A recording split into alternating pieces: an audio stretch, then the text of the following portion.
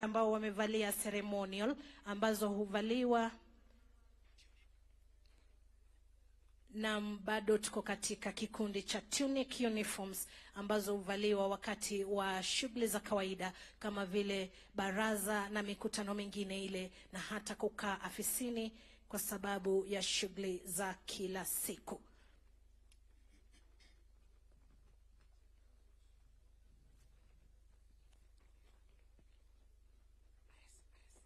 Na sasa Mheshimiwa Rais, hizo ni zile sare ambazo ni ceremonial ambazo maafisa hawa huzivalia wakati wa siku kuu za kitaifa kama vile Jamhuri Day, Madaraka Day pamoja na Mashujaa Day. Na walio wa mwisho ni wale ambao wamevalia bado zile sare za sherehe kuu za kitaifa, lakini hizo huvaliwa haswa wakati wewe mwenyewe uko katika eneo hilo, kwa sababu ya kutofautisha wakati upo na wakati haupo.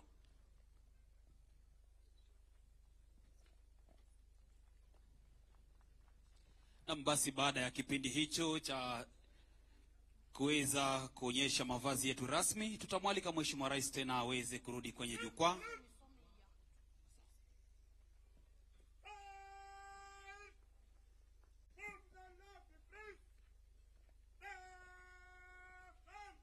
Kazi mzuri Corporal Manya kwa uongozi wa gwaride hilo fupi maridadi kabisa. Asante sana. Naomba tunaweza keti tulio jukwani.